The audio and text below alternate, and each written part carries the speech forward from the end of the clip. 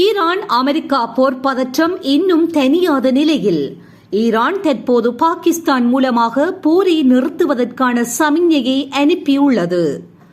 இந்நிலையில் 3 நாட்களுக்குள் ஈரானின் எண்ணெய் கட்டமைப்புகள் வெடித்துச் சிதறும் என்று புதிய அச்சுறுத்தலை விடுத்துள்ளார் ட்ரம்ப். இதனால் தடைப்பட்ட அமைதி பேச்சுவார்த்தை தொடருமா என்ற கேள்வி எழுந்துள்ளது.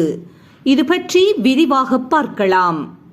ஈரான் மீது அமெரிக்காவும் இஸ்ரேலும் பிப்ரவரி 28 தொடங்கிய போர் முதற்கட்ட பேச்சுவார்த்தைக்கு பின் தற்காலிகமாக நின்றாலும் போர் பதற்றம் தணியவில்லை.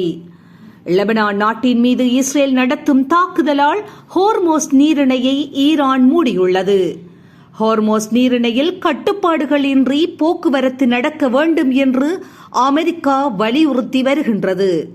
ஹோர்மோஸ் நீரிணையை திறக்கும் வரை கடற்பகுதி முற்றுகை தொடரும் என்று அமெரிக்கா அறிவித்துள்ளது.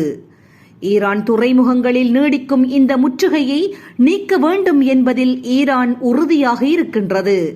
இதனால் 2ஆம் கட்ட பேச்சுவார்த்தை தடைப்பட்டு வருகின்றது. பாகிஸ்தானின் மத்தியஸ்தத்தில் இஸ்லாமாபாத்தில் 2ஆம் கட்ட பேச்சுவார்த்தை நடைபெற இருந்த நிலையில் அமெரிக்க பிரதிநிதிகள் கடந்த சனிக்கிழமையன்று பாகிஸ்தான் செல்லவிருந்த பயணத்தை ட்ரம்ப் ரத்து செய்தார். ஈரானின் செயற்பாடுகள் திருப்தி அளிக்கவில்லை என்று இதற்கு விளக்கமளித்தார். நிபந்தனைகளை ஏற்காத வரை 18 மணி நேரம் பயணம் செய்து பேச்சுவார்த்தை நடாத்துவது அனாவசியமானதுடன் நேர விரயம் என்றும் அவர் குறிப்பிட்டிருந்தார். இதனால் பாகிஸ்தான் மற்றும் ஓமன் மத்தியஸ்தர்களுடன் பேச ஈரான் வெளியுறவுத்துறை அமைச்சர் அப்பாஸ் அரக்ஷி அலைபாய வேண்டிய நிலை ஏற்பட்டது. இதனை அடுத்து அரக்ஷி ரஷ்ய அதிபர் விளாடிமிர் புதினை சந்திக்க புறப்பட்டார். 2ஆம் கட்ட அமைதி பேச்சுவார்த்தை தடைப்பட்டுள்ளதால் வளைகுடா பகுதிகளில் கப்பல் போக்குவரத்து நடக்கவில்லை. இதன் எதிரொலியாக கச்சா எண்ணெய் விலை உயர்ந்து வருகின்றது. இந்நிலையில் பாகிஸ்தான் மூலம் ஈரான் புதிய பரிந்துரைகளை அளித்துள்ளது. ஹோர்மோஸ் நீரிணையை திறப்பு, அமெரிக்க கடற்படை முற்றுகையை முன்வைத்து 2 நிலைகளிலான திட்டத்தை ஈரான் பரிந்துரைத்துள்ளது. கடற்படை முற்றுகையை நீக்கிவிட்டு அமெரிக்கா பேச்சுவார்த்தைக்கு வர வேண்டும் என்பது ஈரானின் முக்கிய நிபந்தனையாக இருக்கின்றது. ஆனால் அவர்கள் பேச வேண்டுமானால் எப்போது வேண்டுமானாலும் தங்களிடம் பேசட்டும், தொலைபேசியில் கூட பேசலாம்.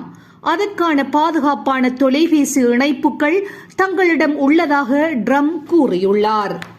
ஈரான் அணு ஆயுதங்களை வைத்திருக்க கூடாது என்பதே தங்களின் நிபந்தனை என்றும் இந்த நிபந்தனைக்கு உட்படாமல் பேச்சுவார்த்தை நடாத்துவதில் பயனில்லை என்றும் ட்ரம்ப் கூறியுள்ளார்.